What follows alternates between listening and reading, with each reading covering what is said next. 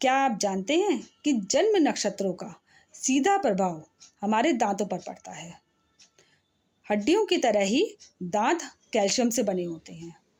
सूर्य वह ग्रह है जो हड्डी और दांत दोनों को स्वस्थ रखता है। सूर्य की रोशनी में हम विटामिन डी बनाते हैं जो हड्डी और दांत दोनों के लिए लाभकारी होता है। नमस्कार, मैं हूं श्वेता अग्रवाल। आज मैं आपको दांतों का ग्रहों से क्या कनेक्शन है उसके बारे में बताऊंगी। सूर्य अगर हमारी कुंडली में पीड़ित हो या अशुभ प्रभाव में हो तो दांत टेढ़े मेढ़े होते हैं या उसमें समस्या आती ही रहती है।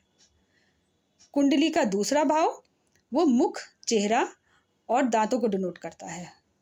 अगर दूसरे भाव का स्वामी पीड़ित हो, जैसे अगर दूसरे भाव में 9 नंबर की राशि लिखी है, उसके स्वामी गुरु हैं, वो धनु राशि है, उसके स्वामी गुरु हैं, अगर वो हमारी कुंडली में पीड़ित हो तो हमें हमारे दांतों में दिक्कत आएगी ही आएगी। और अगर वो मजबूत अवस्था में है तो हमारे दांत स्वस्थ रहेंगे।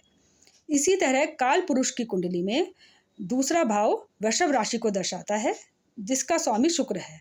शुक्र की स्थिति भी हमारी कुंडली में मजबूत होनी चाहिए या शुक्र अच्छे प्रभाव में होना चाहिए, उस पर कोई अशुभ प्रभाव नहीं होना चाहिए, अशुभ ग्रहों की दृष्टि नहीं होनी चाहिए, तो हमारे दांत भी स्वस्थ रहते हैं। कुंडली का 7वां भाव वो बीमारियों का, दांतों की बीमारियों का कारक है और शनि जो है वो दांतों के कारक हैं। 7वें भाव पे अगर किसी भी तरीके से अशुभ प्रभाव हो तो भी हमारे दांत स्वस्थ नहीं होते हैं, इसमें कोई ना कोई बीमारी या समस्या बनी ही रहती है। इसीलिए हमें अपने दांतों को स्वस्थ करने के लिए या रखने के लिए सूर्य, शनि और शुक्र का सबसे ज़्यादा ध्यान रखना चाहिए और इन्हें मजबूत करना चाहिए।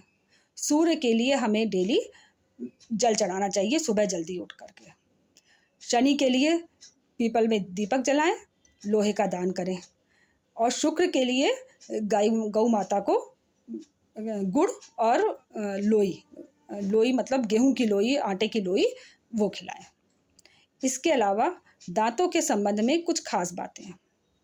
दांत अगर आगे किसी भी व्यक्ति के अगर आगे के 2 दांत बड़े हों तो वह व्यक्ति बहुत भाग्यशाली होता है, और अगर पीछे के भी दांत बड़े हों तो वह उसके जीवन में संघर्ष बहुत होता है। इसी तरह अगर किसी व्यक्ति के दांत बिल्कुल एक लाइन से मोती की तरह हों तो उसका स्वभाव बहुत चंचल होता है, और अगर किसी व्यक्ति के दांत एक के ऊपर एक हो तो उसका शुक्र बहुत मजबूत होता है, उसे धन, यश, वैभव सब मिलता है। अगर किसी व्यक्ति के दांत छोटे छोटे हों और स्वस्थ हों तो ऐसा व्यक्ति दिल की बजाय दिमाग से ज़्यादा काम लेना पसंद करता है और वह अपने जीवन में सुखी होता है, लेकिन उसका चंद्रमा मजबूत होना चाहिए। इसी प्रकार अगर किसी व्यक्ति के आगे के दांत बड़े हों तो ऐसे व्यक्ति का मंगल बहुत मजबूत होता है और वह ऑफिसर होता है, लेकिन अगर दांतों के बीच में गैप हो तो उसका 42 साल तक की उम्र तक संघर्ष बना ही रहता है। आज बस इतना ही। नमस्कार।